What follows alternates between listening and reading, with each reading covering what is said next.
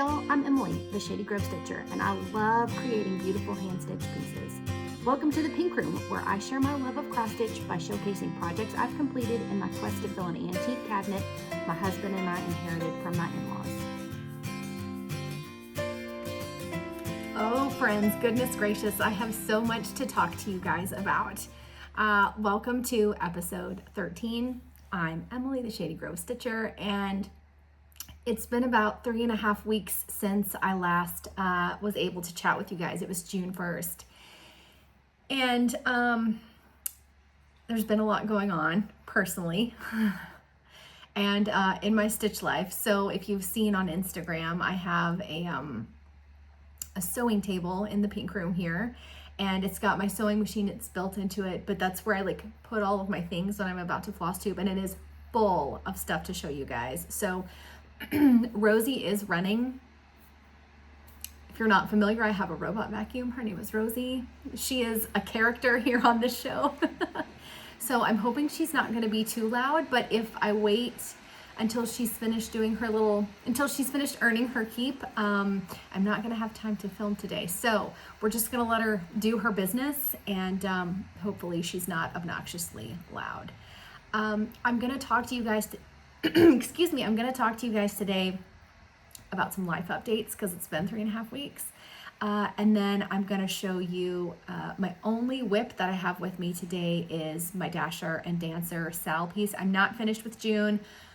I'm not confident I'm going to make it in time, but I'm giving it the college try.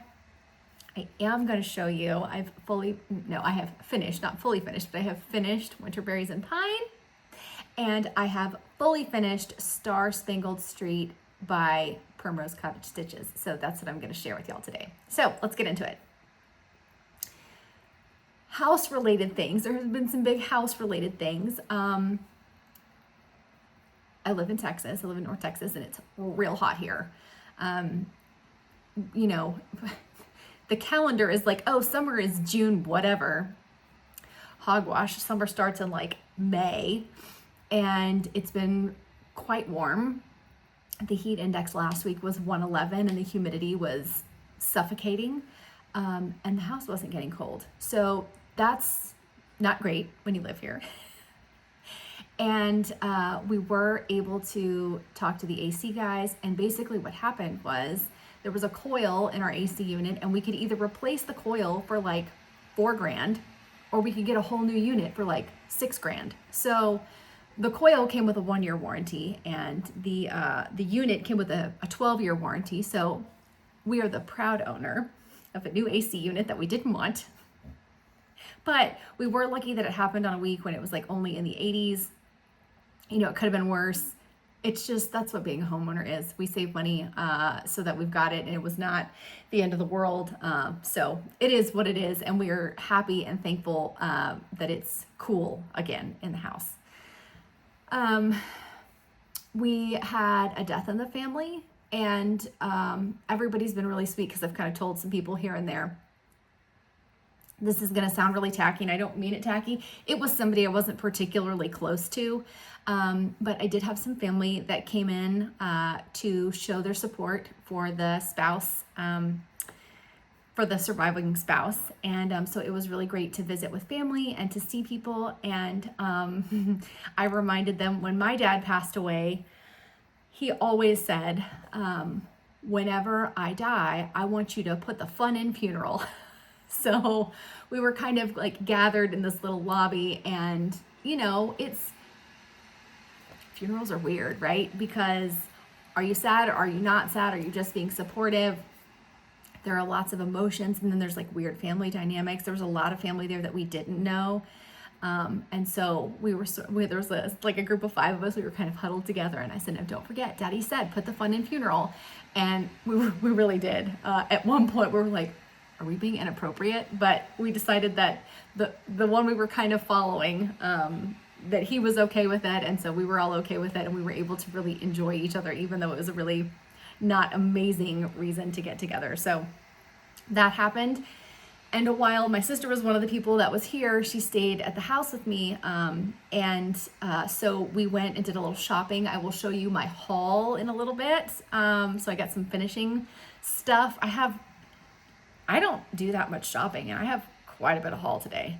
So there was that. And then the big news, if you have been following me on Instagram, some of you have kind of picked up on it. I didn't say it officially, but Newton is officially a member of our family, and we are so excited. He is totally obsessed with my husband. My husband is totally obsessed with him, so it's a mutual relationship. There was a point at which I looked at him and I was like, can you imagine interviewing families to send him to a new family? Like, there are lovely families out there. I'm not saying we are the best and and there's nobody else where he would fit. I'm just like, how do you let him go? Henry over there, you can see his little nosy do.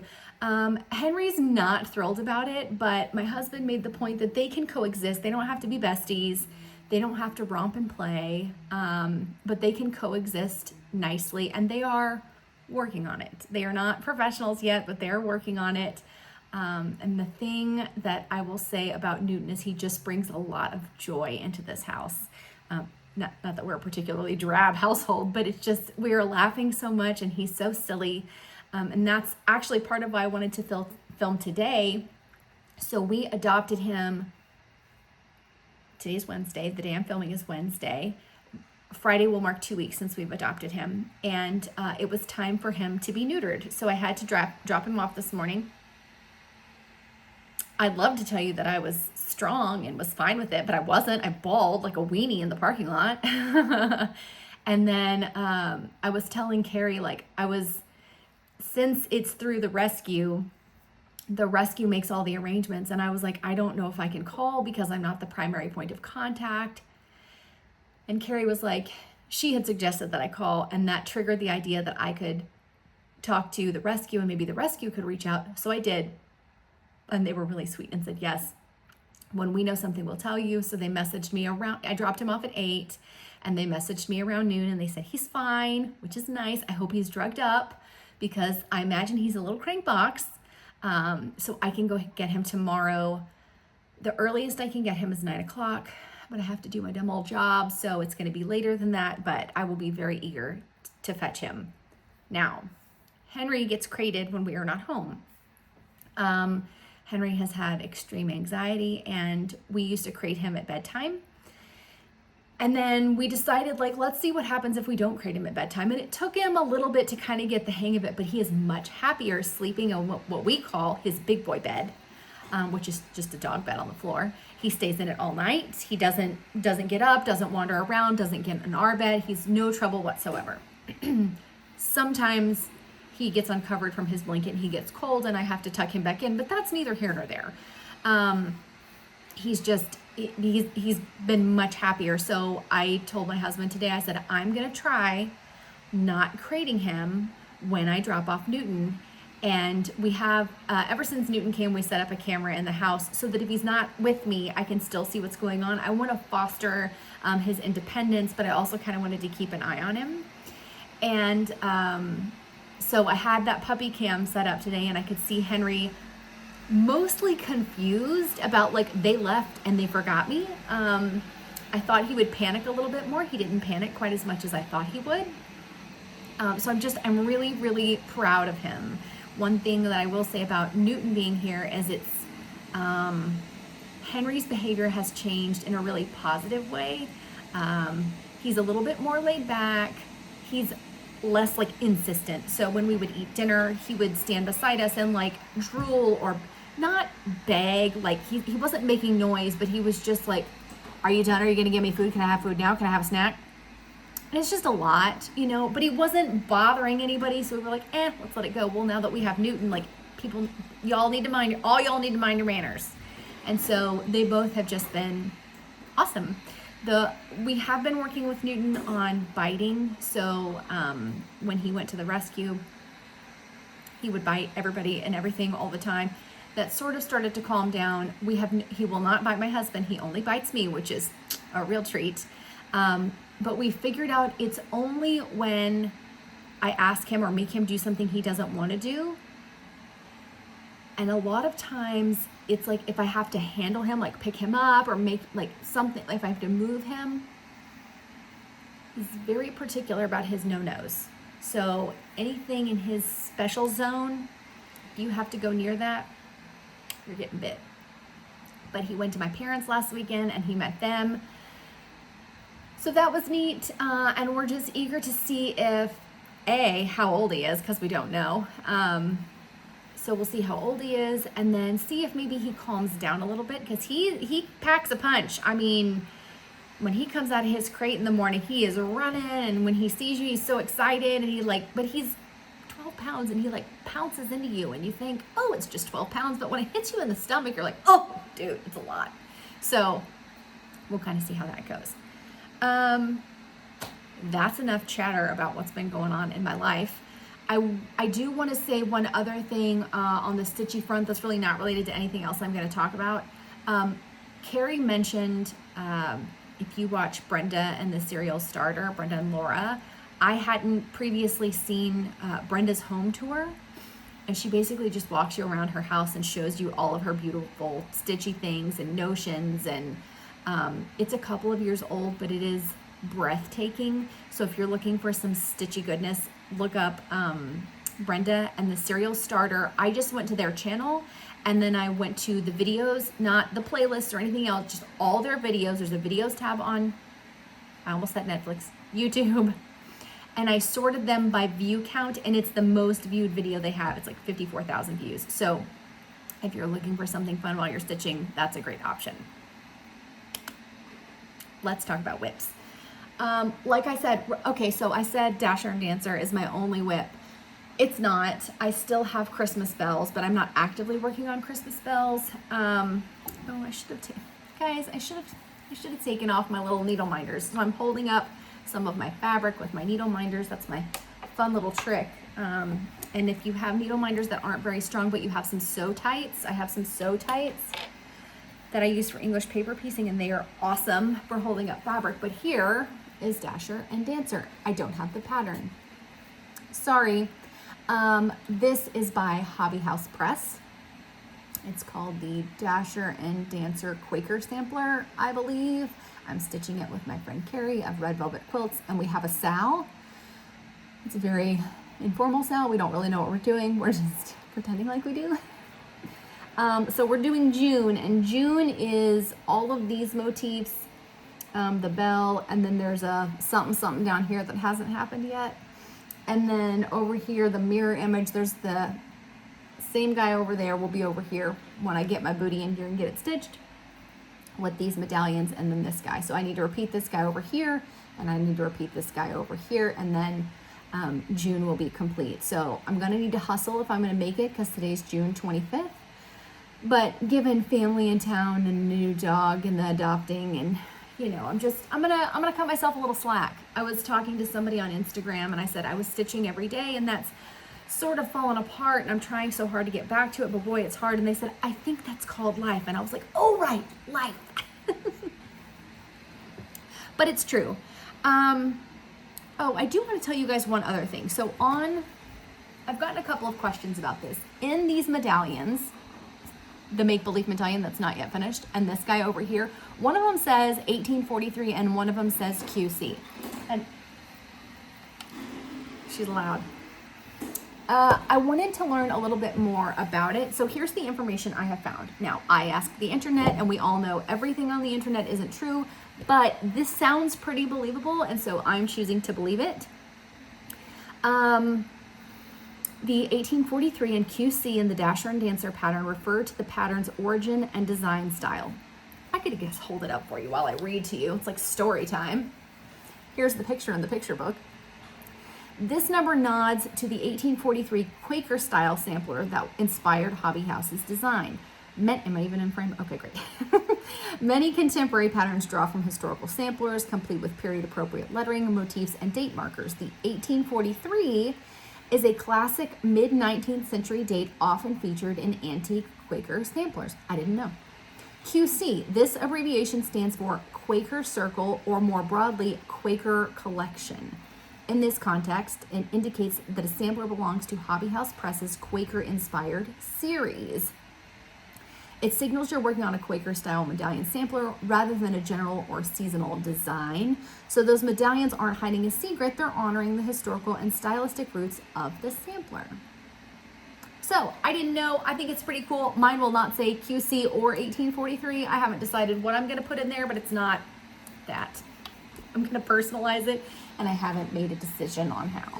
So let me see what else. Okay, the other thing I was gonna show you is, Winterberries and Pine is now finished. Man, I love her so much. I think she's so cute. I'll hold her a little bit closer for you. I can't see. There we go.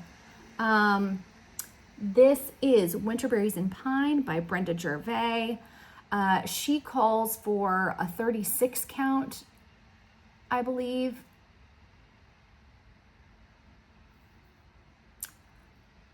Either she calls for 36 and I stitched it on 32, or she calls for 40 and I stitched it on 36. I don't remember. I'm so sorry. I do know that this linen is called Park City Lights. It's from Count on Linens. She's delightful.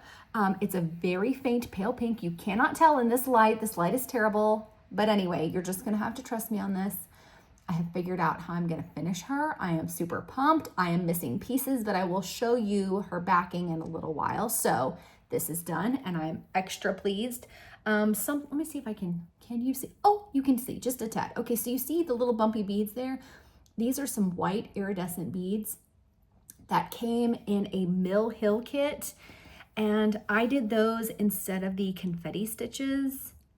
10 out of 10 recommend. Add so much tiny detail that probably nobody will notice, but I loved it and think it is amazing. So that's done. The other thing I have to show you is Spangled Street. Oh my God, I love it so much. Okay, this is Star Spangled Street by Primrose Cottage Stitches. I don't remember what they called for.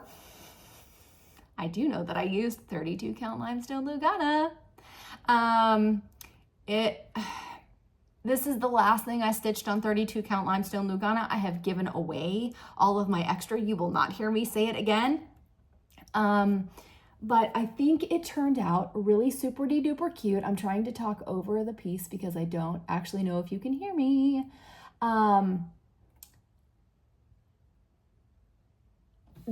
They charted it with fancy floss, and I wasn't feeling fancy, so I didn't use fancy floss. I used regular old DMC. I actually chose colors. Kathy Haberman, I have said Haberman for so long and that's not how you say it. She chose these colors for her Gather Round Club, and I just had them in a drawer. It's like Kathy's drawer at my house because I love these desaturated hues, and I thought I could just use those, and I think it turned out awesome. Now, something I will say, I did a little weirdy thing. You will probably not be able to tell. Hold on, let me try to find a comfortable way to hold this. Okie dokie. This tree uses two different colors of floss.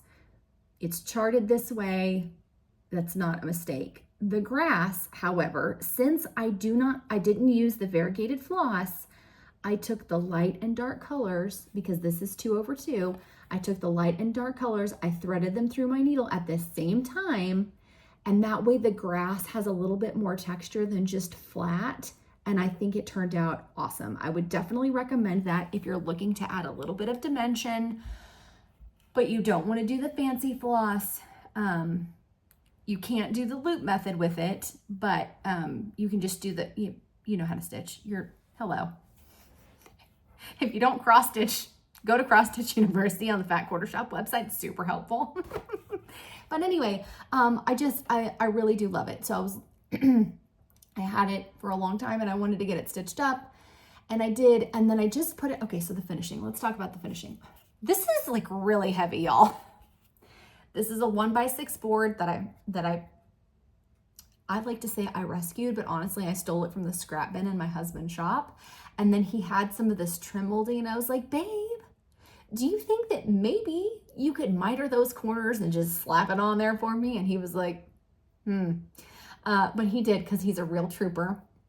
So he literally just mitered the corners super quick, put some finishing nails in it, puttied the holes for me, and then sanded it, all while I was standing at the fence talking to the neighbor. So it was like a really no big deal situation.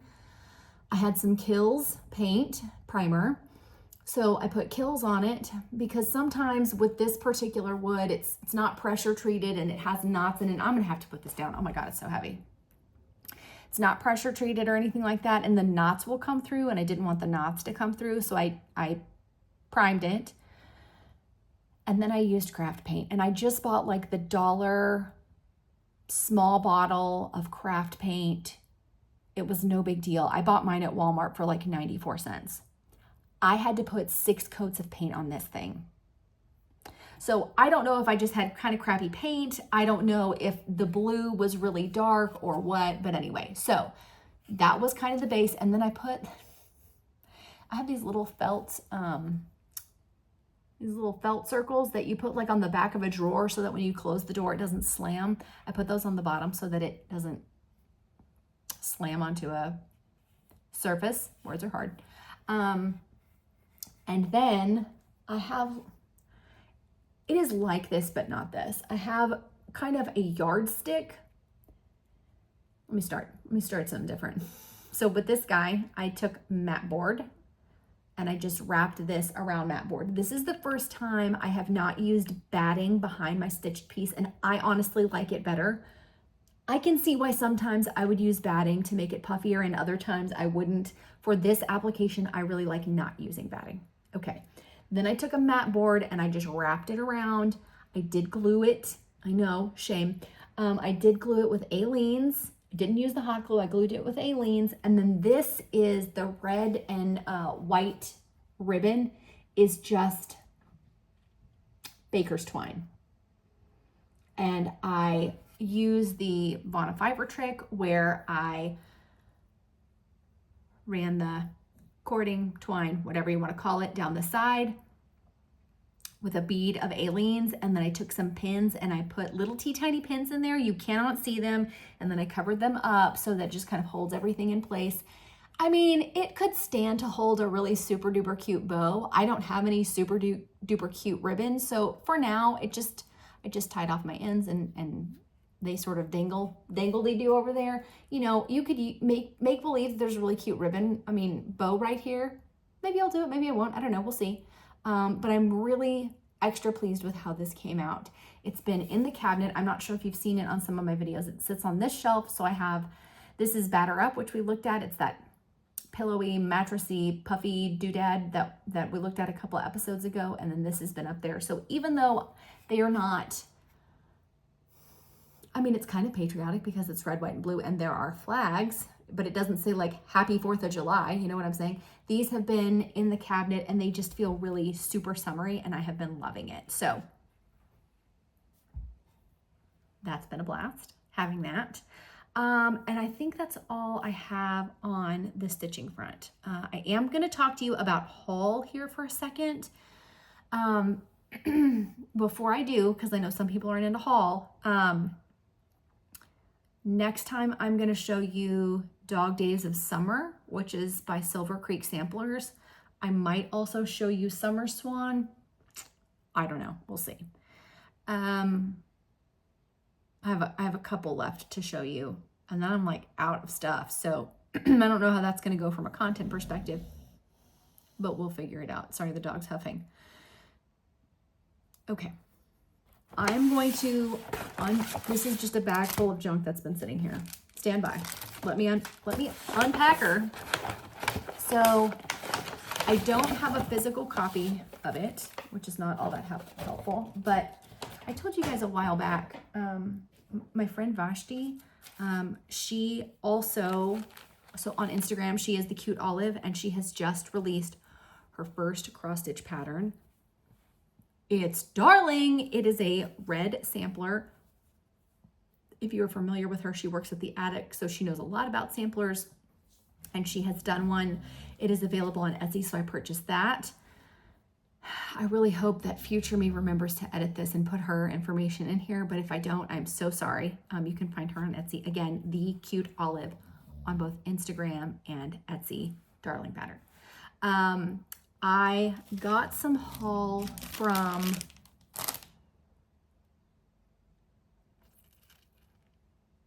can't think of her name. Stitch Bead. Audrey, is that right? God, brain fart city today. She was doing a D-stash. And so I managed to snag a couple of things from her. What does this say? Okay. None of these are new. They're all used patterns. This is Merry Little Christmas from Shakespeare's Peddler.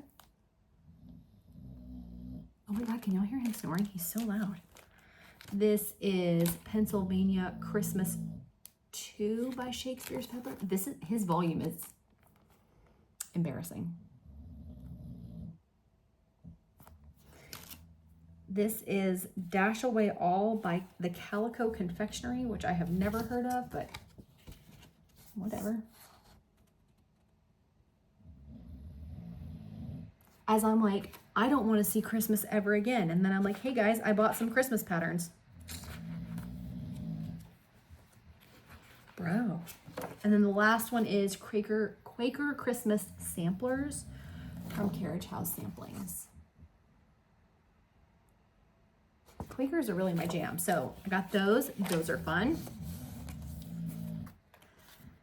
Then I tried to sell some stuff on the D-Stash group and it didn't go great. I had this lot of linen. So when I went from Aida to even weave to linen, and I wasn't ready to go to one strand of linen. He's so tired all the time. Today he's like, the little one's not here, I can nap. I went from Aida to even weave to linen, and I wasn't ready to go from 2 strands to 1 strand. So I bought a lot, like a grouping of, not like a whole lot of. I bought a grouping of scraps of 32 count from a lady on the D-Stash group. And I've used a couple of pieces of it, and then I'm just like, I don't really care for 32 count. So I tried to resell it. Turns out, I guess the rest of the world isn't interested in 32 count either. But when my sister was here, she was interested in it. So I sold it to her for the cheap, cleans out my cabinet, gives her exposure to linen. So I think that worked out great. And while she was here, we talked about this. Okay, it's reading a little bit vibrant on the camera. It's a little bit more dull in real life. This is Seraphim. It's the Fabric of the Month Club. Does it tell me what month it is? Last month, whatever last month was. And this is their color called Hyacinth. And I was like, I ain't never stitching nothing in purple. Okay, so when my sister was here, we were talking about purple. Let me put it down because it makes a terrible noise. We were talking about purple, and I was like, I'm just never going to stitch anything with purple. And then we started talking about Halloween, and I don't like Halloween. Here's what I like cute ghosts. I like cute witches. Like Primrose Cottage Stitches has that cute pattern, The Witch Next Door. I think that is darling, but a lot like, I am not into skulls and crossbones and dead things and bad juju. It's like, it's not my jam. So Halloween and I are not besties. I also don't love dressing up. I don't like being scared. I've never liked it, okay? This is not like I grew up and grew out of it. I've just never liked it. Even Emily, not into Halloween. But let me think of what it's called. Boo Spook Haunt is a pattern that Liz Matthews released, I don't know, a year or 2 ago. It's so cute. It has these 3 little ghosts. It would have been like, if I was a professional floss tuber, I would have that to show you and be like, here guys, here's what I'm going to do. I don't have it. Please Google it. Boo Spook Haunt. Hello from Liz Matthews. It's 3 little ghosties in like a little flower field, and then it has words around the edge. She's done it on a, I don't know what the called for linen is. It's beige-ish. And the ghosts don't stand out that much. And I was like, I bet I could put them on this and they would be super cute. So I'm going to do that. And then I think I'm also going to, I think I'll have enough that I could also do Lady Halloween by Jardin Privé. It's Jardin Prive, Jardin Privé. She's the cutest little witch. I think she's a witch. I don't know. She's darling. So I'm excited to have found, I was all like, I'm never going to use purple. And now I'm like, bring on the Halloween patterns. So I'm excited about that. And then this mustardy color came this month. It's called Brittle Bush, Brittle Bush, but it's one word. Again, Seraphim, and I love it. It's real like gold, like 70s gold vibes. That's all the stuff that came in the mail. And then, nope, that's not true. Then we went to Boxcar Quilts, if you're local. I know that they have a sewing day. Several of you are either like, I'm not sure if it's Dana or Dana because I haven't spoken to her in real life. I assume it's Dana. Dana is starting to do model stitching for them, and Lisa goes to their sit and stitch. It's the first Wednesday of every month. I spoke to Jody.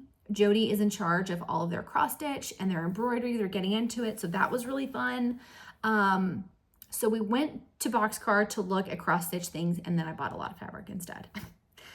So this is, I bought some 16ths.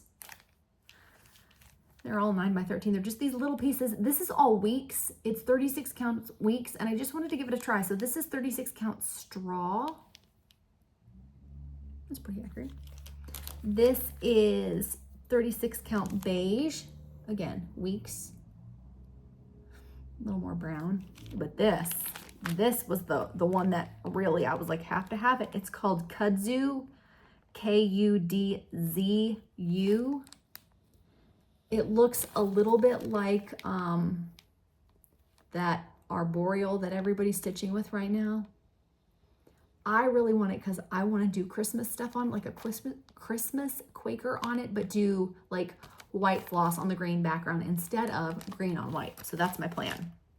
And then I bought all these fat quarters. So I just picked up some red, beige, and blue fat quarters that I could use to back some of my projects in, just to have on hand. Because I have found, and maybe you guys don't find this to be true as well, but I have found that when I use fabric from like Hobby Lobby and stuff,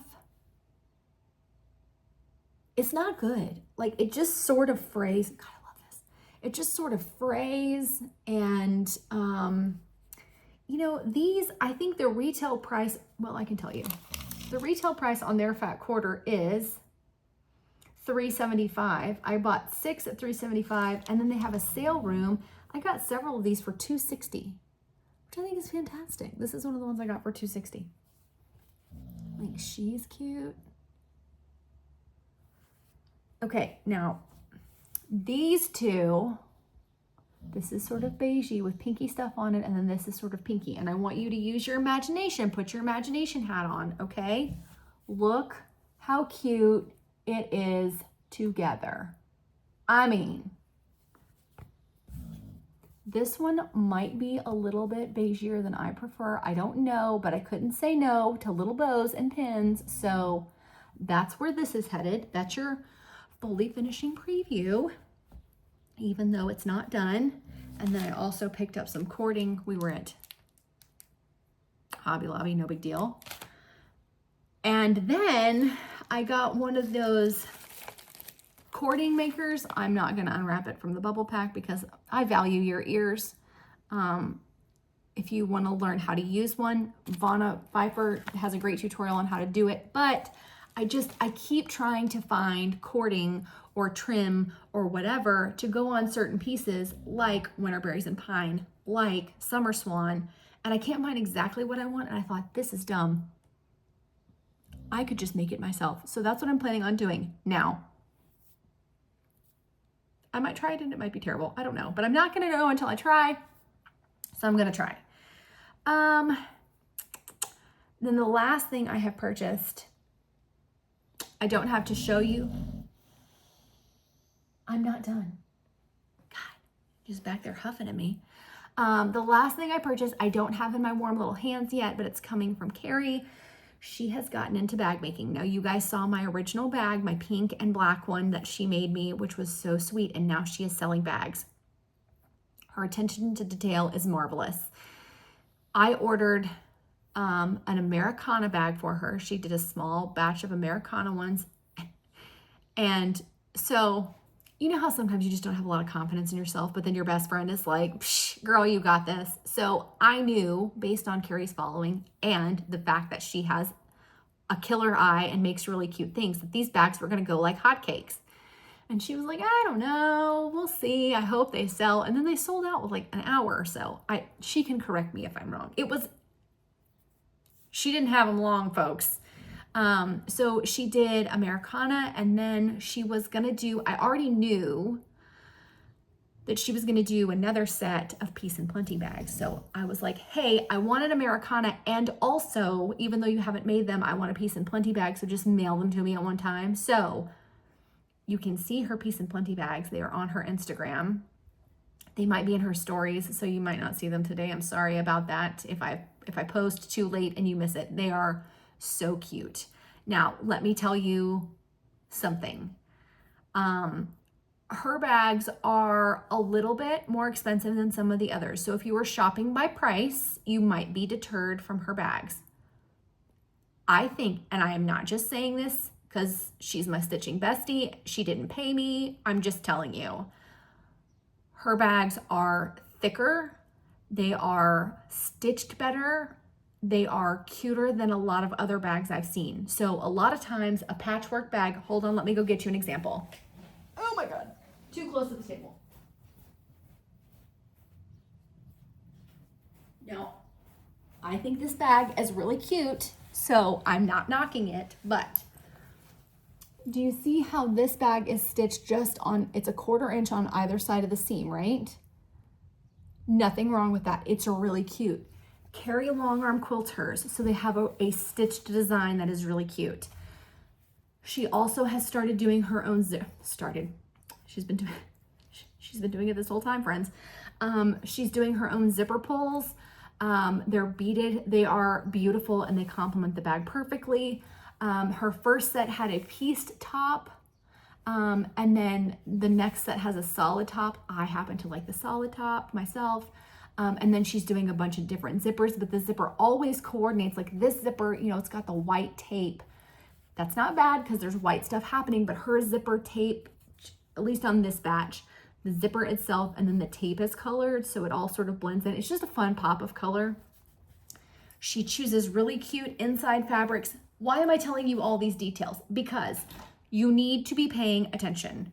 She's really into this right now. These bags, I don't know how long she's gonna do them, but if you're not following her, she's red velvet quilts _red. Shoot, I should have looked that. You would think I know, but I don't. Hang on, I'm gonna look it up on Instagram real fast while we're talking here. She is red velvet _quilts on Instagram. So if you were interested in project bags, you need to follow her. She will tell you when there's a pre-order or when there's going to be a bag drop or whatever, but she's really into this right now because if you are a sewist, fun aside, Tula Pink one time said, do not tell somebody you are a sewer, S-E-W-E-R, because when you write it down, it looks like sewer and that's disgusting. If you are a sewist, sometimes you're like, I want to make things, but also I don't want to fill my house up. So this is a great thing that fills her creative cup. She's wonderful at it. But like I said, I don't want you to be deterred by price because they are the best quality of any bag I've seen. And I'm not just blowing smoke. I think they are amazing, but they are very small batches. You know, this is not, she's not Denise with Goose. She's not making 500 a week or what. Denise is remarkable at how many she makes. She just does it for fun. So if you are eyeing a project bag, like I said, watch her Instagram.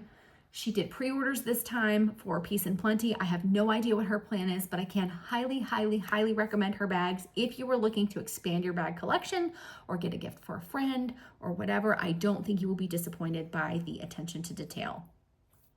Thank you for coming to my Carrie TED Talk. And that is all. Rosie just alerted me that she is stuck. That's all I have to share with you today. I feel like I talked kind of fast, which doesn't bother most of you. You have said in the comments, which yay. But time's kind of hard to come by lately.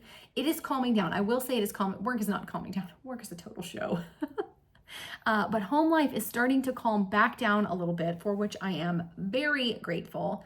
So I'm hoping to get back to a regular stitching cadence. And I would like to not go 3.5 weeks between videos, because this is like, I mean, at some point I'm like, this is a lot, y'all. This is a lot. I will not have 10 minutes of dog talk next time, because I mean, I'm not going to have anything to say other than, yes, he still lives here and they whacked his balls off. Like, that's really, oh, I'm sorry. I should have said that nicer. They made him not manly anymore. They reduced his manhood. I don't. Call me for all of your public speaking engagements. Like I said, I've got the only pieces I have finished that I haven't shown you yet are Dog Days of Summer, Summer Swan, and Patriotic Flag. Now, Patriotic Flag is fully finished, but the other stuff's not. And like, I just don't know when it's going to happen. So I will have that soonish, maybe. If you were interested in joining the Dasher and Dancer Sal, we started it in March. We are hoping to be finished in November. Somebody has already told us that the bottom border on this thing is pretty gnarly, so that might roll into December. We will see, but it is very informal. Join at any time. Tag me in your posts. Tag Carrie in your posts. Shady Grove Stitcher, Red Velvet _ quilts. Because we love to see how you're doing and what you're doing and all that. It's just been a really fun project community-wise. Sidebar, before we go, how do you guys find Sal's? Because I have a real, like, if you tell me I have to do something, I'm not going to do it attitude. It just makes things feel like work. It's not my jam. But I have really enjoyed the fact that the Sal like breaks up the project into small and manageable chunks. And so I just wondered, like, how are you guys finding Sal's? Unless it just happens to be that some rando you follow on the internet happens to be hosting one and you're like, oh, hey, me too. I would like, share with me your secrets, oh, wise ones. Until next time, I hope you guys are doing well and you're enjoying stitching and you're staying inside where it's cool and that your air conditioner is not broken, because it's nasty out there. And until next time, talk to you later. Love you, bye.